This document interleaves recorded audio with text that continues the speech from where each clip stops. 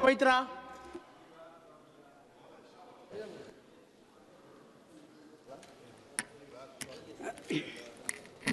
Thank you, Honorable Chairperson, sir. Why have we all gathered here today? It is because the government of the day wishes to have a discussion on our national song, Vande Mataram, in the 150th year of its birth.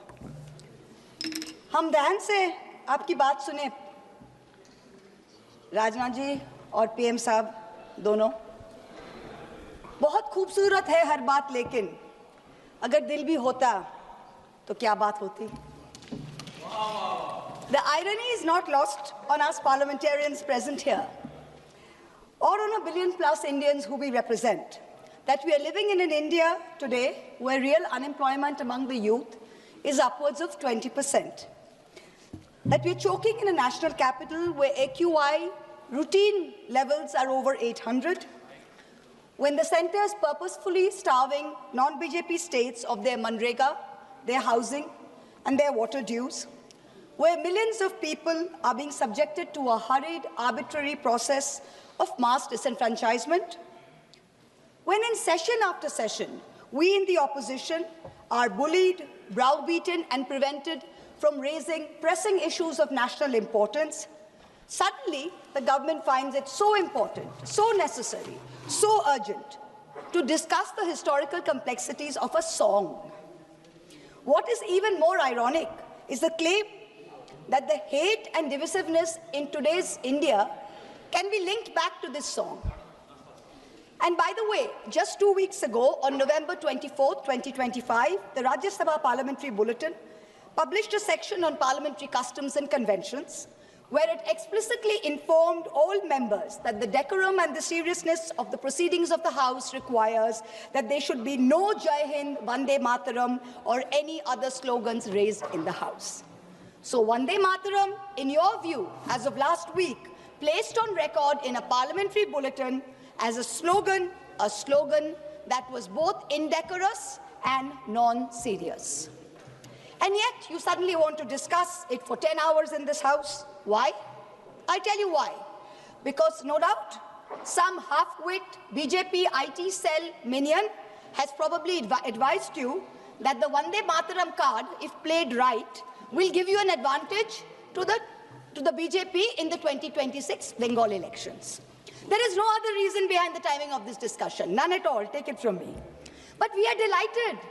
We are delighted not only to be able to get this fabulous opportunity to give you a lesson in history, but also to demonstrate to you that how delving into Vande Mataram will only prove how removed you are from the soul of Bengal, from the psyche of Bengal, and how our Ma will never be hostage to your narrow electoral goals. Yes. Let the history lesson begin. What do you say? Let it begin. Bankim Chandra Chattopadhyay's two-stanza hymn, Vande Mataram, was first published in the literary journal Bongo Darshan on November 7, 1875. At that time, there were no patriotic societies or nationalistic organizations to speak of in India, except for the Indian League in Calcutta, which was founded by some patriotic Bengalis, Shishir Ghosh, Ananda Mohan Bose, Surendranath Banerjee, to rally public support against British colonial rule. The RSS and the BJP were nowhere in sight. The RSS was formed 50 years later, in 1925, and the BJP was formed 105 years later, in 1980. And incidentally, the ruling party, the Sangh Parivar, do not sing Vande Mataram. I remember this hilarious episode in 2017, I think it was, on TV, where there was a BJP spokesperson called Naveen Kumar Singh, and he was asked to sing Vande Mataram. He was looking at his mobile phone, and even then he couldn't sing it. Also, in August 2017, I remember a cabinet minister in the UP government, Baldev Singh Aulak, I think his name was, he was unable to correctly sing this song on a TV news show. In January 2019, before the last Lok Sabha election, BJP leaders held a protest where they were going to make Muslims sing the song. They themselves could not sing the song correctly, so the meeting descended into chaos, and the BJP leaders and their followers chanted slogans like, "Is desh mein agar rehna hoga, to Vande Mataram kehna hoga." So frankly, the BJP's commitment to this song is a badly scripted comedy. The British ban the use of the slogan Vande Mataram under the sedition laws and banned its singing in any public place. When India's youngest freedom fighter, Bengal's brave son, Khudiram Bose, was led to the gallows in 1908, he had Vande Mataram on his lips. When in 1927, Ram Prasad Bismil walked to the gallows in Gorakhpur jail, when Ashfaqullah Khan walked to the gallows in Faizabad jail, they all had Vande Mataram on their lips. But this is the same slogan that the Rajya Sabha bulletin finds non-decorous and non-serious in the Rajya Sabha. Who in the BJP, who in the RSS, who in the treasury benches can claim even a tenuous link to the freedom struggle, that today you feel you are the guardians of Vande Mataram and will teach us Bengalis and the rest of India what its significance is? Out of 585 total prisoners in Andaman Cellular Jail, Kalapani, between 1909 and 1938, 68%, 398, were Bengali. The second largest contingent was from the Punjab, 95 revolutionaries. Why did you not rename the cellular jail after Barin Ghosh, after Ullashkar Dotto, after Indu Bhushan Roy? What homage have you paid Bengal? What homage have you played the land of Vande Mataram? Today you're having a discussion on this. The hymn Vande Mataram did not gain much popularity till it was included in Bankim Chandra Chattopadhyay's novel Anandamot in 1882 when it was published. Now, when he published it, he added 4 extra stanzas to it. The first 2 stanzas, which he had written in 1875, were a lyrical ode to the motherland. It says, giver of bliss, beauty. The version in the novel, which he incorporated in 1881-82, had a different tone than that of the original poem. The figure of sweetness and light was now endowed with a fearsome accoutrement and the trappings of war almost. But this is in keeping with the narrative of the novel, which was about the Shonnashi rebellion. It is important to note here that in the next 4 stanzas that he wrote, Bankim Chandra Chattopadhyay used the words Shaptakoti, which means 7 crores. Now, 7 crores in the 1871 census was the population of undivided Bengal, Bihar, Orissa, and Assam. So this means that the novel, the hymn, was about Bengal. The hymn was about Bengal, and the mother he refers to is also in Bengal's concept and Bengal's context. This was not originally written as a nationalistic, pan-India song. It was not. Let's be very clear about that. So how did it become this nationalistic song? How does A.R. Rahman sing it in 1997? How? It was none other than the poet laureate Rabindranath Tagore who composed the first musical score of the song based on Desh Ragini around 1885. Rishi Bankim liked the song and the tune so much, he himself included it in the 3rd edition of his book, Anandamot, in 1886. Tagore, in 1937, writes to Nehru, and he writes to Nehru that the privilege of originally setting its first stanza to the tune was mine. When the author was still alive, Bankim died in 1894. He says, I set it to tune while Bankim was still alive. And I was the first person to sing it. So Tagore was the first person to sing it publicly before a public gathering of the Calcutta Congress in 1896. So Tagore sets the tune and he sings it publicly in the presence of Rahmatullah Saini, Dadabhai Naoroji, Surendranath Banerjee. The song gained mass popularity when? Only after 1905, when the Swadeshi movement as a reaction to Lord Curzon's partition of Bengal took place. Itinerant singers sung it in Prabhat Feris every morning to raise national consciousness. Rabindranath Tagore himself, on Raksha Bandhan Day, October 16th, 1905, led the famous anti-partition protest where Hindus and Muslims tied Rakhis on each other and said, Vande Mataram. Today, this BJP government, who claims to promote Vande Mataram, has ensured that even the moon, that moon of Raksha Purnima, that moon of Eid, has been partitioned. Hindu women can break their Karwa Chauth fast on their roof with the sighting of the moon, but a Muslim in a BJP-ruled state is forbidden from offering Eid ka namaz on his roof to the same moon. And you are blaming a song for India's divisiveness. The song was sung again during the Congress session in Benares in 1905 by Tagore's niece, Sharla Devi Chaudhurani, who replaced the Shaptakoti, the 7 crores, with Triksha Koti, which means 30 crores, which is the population of India in the last census of 1901. So this is the first time that the song is gathering a pan-national appeal. Gandhiji, in the Indian Opinion paper, he writes in December 1905 that this song is so popular. Just as we worship our mother, so is this song a passionate prayer to India. Tagore continued to use the refrain Vande Mataram almost as a slogan in some of his own songs. He says it in many of his own songs. Many of his own songs use the term Vande Mataram. The Swadeshi agitation of 1905 and 1908 saw Vande Mataram as a clarion call. The great Tamil poet Subramanya Bharati, he translated it in Tamil in 1905. It began to be sung in meetings and processions all over India, from coastal Andhra Pradesh, from Vijayawada and the Krishna, to after Jallianwala Bagh in the canals and cantonments of Punjab, where they didn't think of it as a Bengali Sanskrit hymn. They saw it as a shared call of resistance. You, this government today, claim to be the guardians, the true upholders of the spirit of Vande Mataram. We've listened to the Prime Minister for an hour. We've listened to the Honorable Defence Minister for an hour tell us about how they are the true upholders of Vande Mataram. So let me, as a true Bengali, as a proud Bengali, speak for 10 koti Bengalis today, who you call Bangladeshis, who you call Rohingyas. You harass us on the streets, in colonies. You throw us out when we are pregnant across the border. I'm going to dissect the song stanza by stanza and demonstrate how you are butchering both the spirit and the soul of Vande Mataram far more than any 1937 resolution ever did. Shujalang, Shufalang, Balayaja, Shitalang, Shushamlang, Mataram. What do we have here? What have you done on your watch? Shujalang, beautiful abundant water. Over 70% of India's surface water is undrinkable today.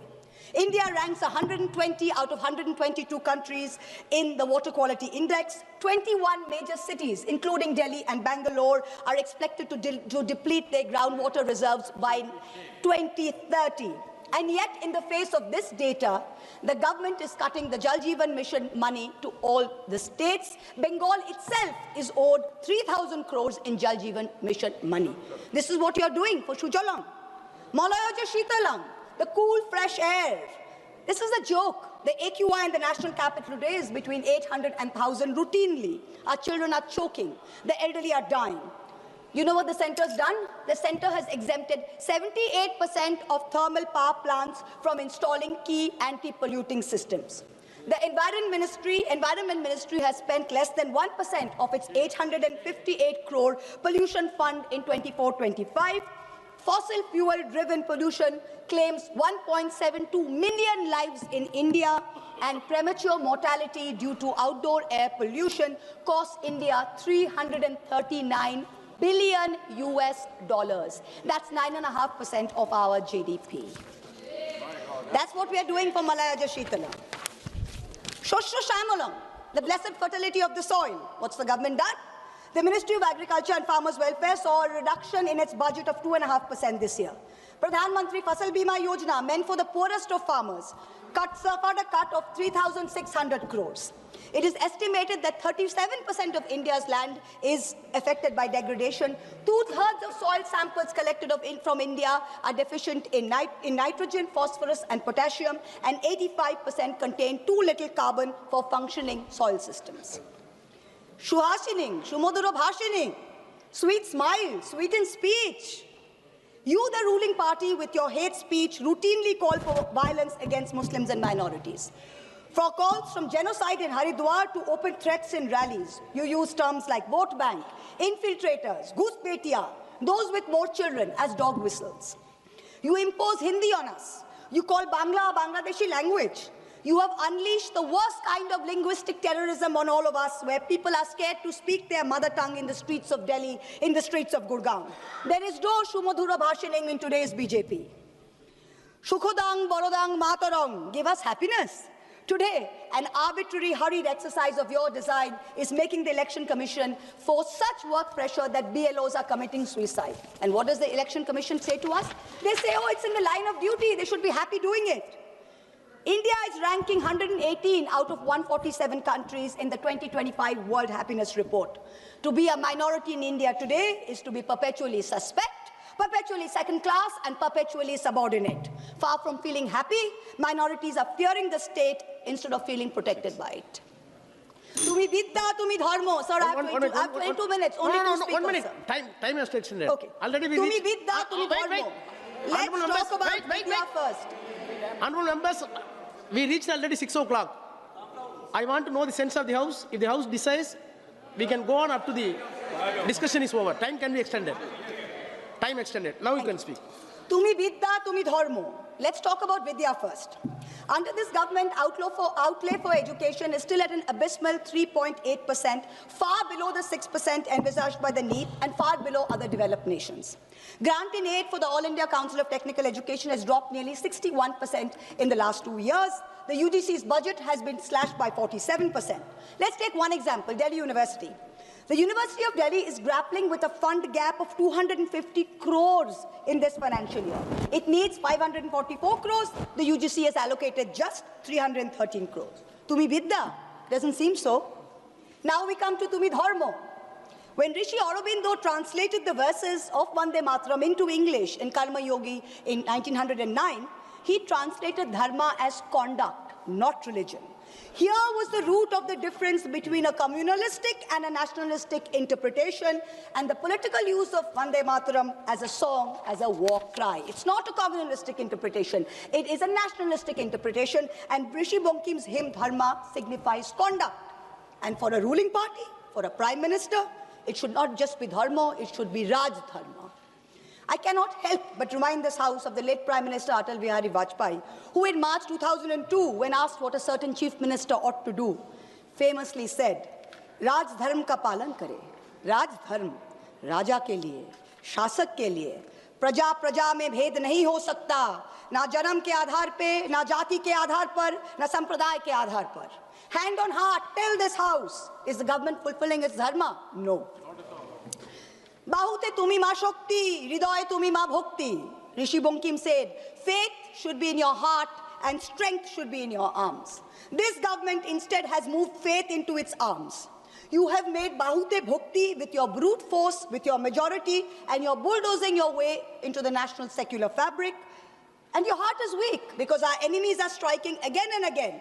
And yet we are letting a president of a third country proudly proclaim over and over again that he blackmailed India into accepting a ceasefire. Omolang otulang, without a stain, without compare. Where has the government brought us today? Let me compare across some major global indices since 2014.